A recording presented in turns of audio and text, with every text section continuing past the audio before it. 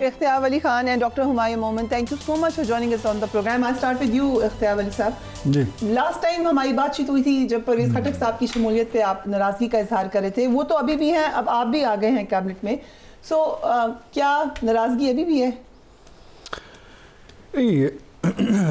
नाराज़गी हमारी जो है वो लोकल हमारे हल्के की सतह पर है और अभी नहीं, वो काफ़ी पुरानी है.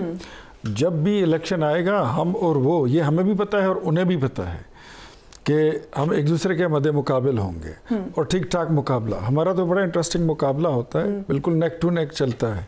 वो फिर भी होगा. तो इस वक्त आप कह रहे हैं परवेज़ खटक साहब और आप लोग बिल्कुल बराबर बराबर होते हैं. नहीं, आई डोंट थिंक बराबर क्या मतलब, एक जंबा जो है वहाँ पर उनका है, एक जंबा हमारा है.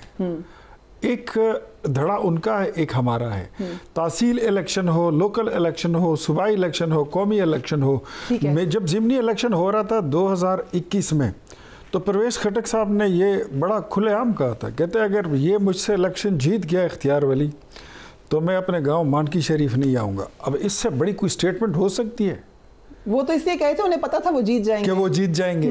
और उन्होंने उस वक्त 7,000 वोट डाले थे, वो भी जाली वोट थे. और फिर मज़े की बात है, जब मैं आधो आध फ़र्क से ज़्यादा मैंने उनको शिकस्त भी दी, तो फिर उन्होंने पिटीशन भी कर दी थी इलेक्शन कमीशन में और कहा था कि ये वोट चेक किए जाएं, इसमें जो है 7,000 वोट बोगस पड़े हुए हैं.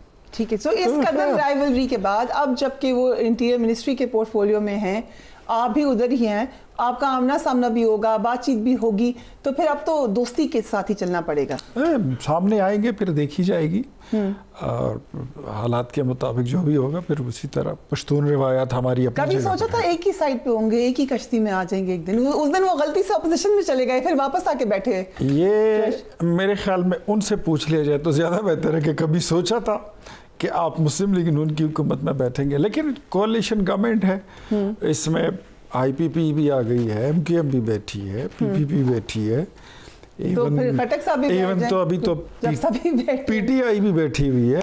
वो उसके आप लोग कोशिश करें कुछ लोगों को लेकर आने की. नहीं, मुबारक ज़ेब बैठा हुआ है, मुबारक ज़ेब ने तो वो ले लिया है, पोर्टफोलियो ले लिया है. तो फिर ऐसा करें कि नेक्स्ट इलेक्शन में आप और खटक साहब मिलकर ही लड़ लें फिर इलेक्शन. नहीं, मेरे ख्याल में PTI को हराने का एक तरीका ये हो सकता है. वो मुमकिन नहीं है. खैबर पख्तूनख्वा में तो PTI बहुत स्ट्रांग. नहीं, PTI के स्ट्रांग के होने का दावा जो है, ये जो करते हैं मेरे ख्याल में वो अहमकों की जन्नत में रहते हैं. तहरीक इंसाफ के पास वहाँ पर जो मैंडेट है उसके बारे में मैं सबसे पहले मैंने ये बात की थी. मिला के भी बराबर नहीं पहुँचे थे सर PTI के. मैंने आपको बताया कि सबसे पहले ये बात मैंने की थी कि दोनों के मिला के भी बराबर नहीं होते, कि जो इनका मैंडेट है वो फेक है.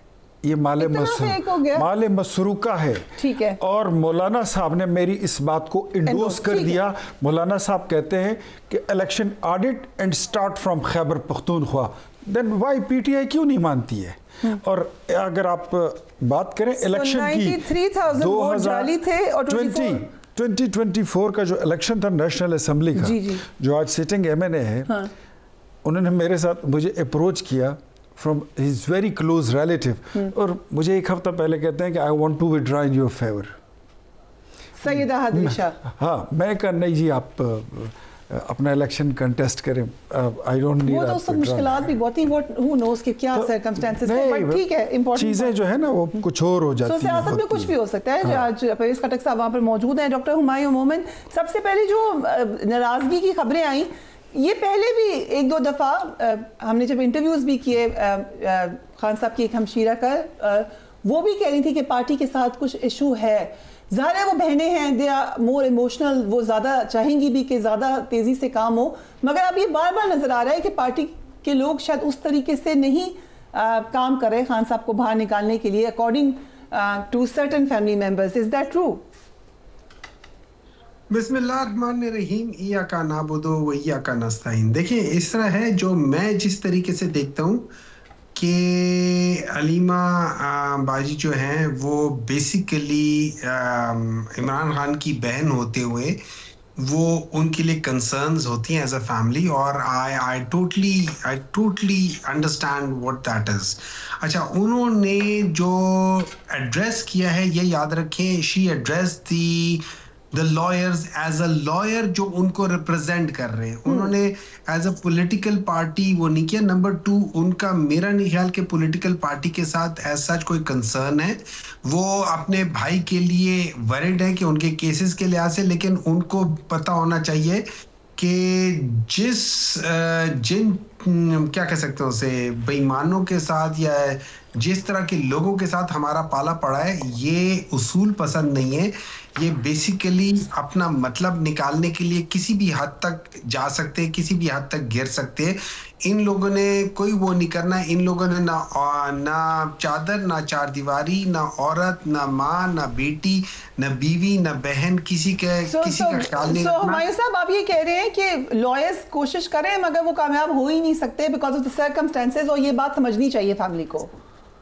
मेरे ख्याल में ये थोड़ा सा इसमें समझनी चाहिए। उसकी वजह यह है कि देखें, लॉयर्स ने उनके एक केस जो था, जो उनके ऊपर केस हुआ था, उन्होंने उस पे उनको बेल दिला दिया, उनके केस खत्म करवा दिया।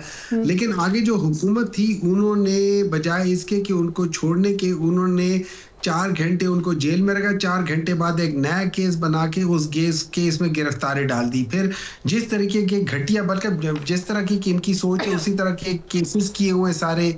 अच्छा, उसके अलावा बाकी चीजें जब आप देखें तो आप हर लिहाज से पाकिस्तान के अंदर एक डिके हो रहा है। पाकिस्तान के अंदर हर तरफ से चीजें जा रही है, और उसकी सिंपल सी वजह यह है कि आप थोड़ा सा जरा देख लें, ये रिफ्लेक्ट करता है आपकी कैबिनेट में भी, कि वो लोग जो जिसको कहते थे कि ये ओपनली कहते थे कि यार ये इतना बड़ा बेईमान आदमी है कि इसने BRT में ये किया वो किया, उसको लाके अपने साथ बिठा दिया है। उसके अलावा हर वो शख्स जिसने ऑन अ लाइटर नोट, आप लोग को तो खुश होना चाहिए, आपके पुराने साथी हैं, शायद कोई अच्छी खबर ही आ जाए आपके लिए उस तरफ से। कोई उम्मीद है कि शायद नरमी हो जाए थोड़ी? नहीं, देखिए, इसमें बात नहीं होती है। हमारा मौक़िफ़ सिंपल सी बात यह है कि इय्याका नाबुदु व इय्याका नस्तईन, ए अल्लाह हम सिर्फ तेरी इबादत करते हैं और ए अल्लाह हम सिर्फ तुझसे ही मदद मांगते हैं। अब रह गई बात यह कि अगर Imran Khan again on the lighter note, Allah ताला से मदद तो सभी मांगते हैं और अल्लाह से ही मांगनी चाहिए, मगर मदद ये है कि एस्टैब्लिशमेंट से राब्ते बहाल हो जाएं, ये दुआ मांगते हैं। एक मिनट है जाए, मेरी बात सुन ले जरा, मुझे थोड़ा सा जरूर टाइम दे दे। उसमें यह है कि अगर इमरान खान को इस बात की फिक्र होती कि ये हमारे लोग इधर जा रहे उधर जा रहे, तो इमरान खान 2018 के इलेक्शन से 3 महीने पहले अपने 20 से 25 लोगों को KP से, जो सो कॉल्ड इलेक्टेबल्स थे, उनको फारग ना कर देते।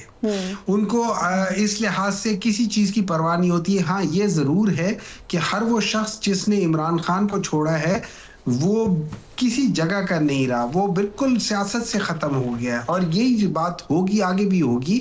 आगे इंशाल्लाह ताला देखते जाए, आप भी इधर हैं, मैं भी इधर हूँ। अभी तो बहुत सारी चीज़ें डिफरेंट तरीके से हो रही होंगी। वी आर अ पार्टी जो कि बड़ी तेज़ी से अडेप्ट करती है, बड़ी तेज़ी से वो क्या कह सकते हो, एवोल्यूट करती हैं, और उस लिहाज से फिर भी बाउंस बैक करती है।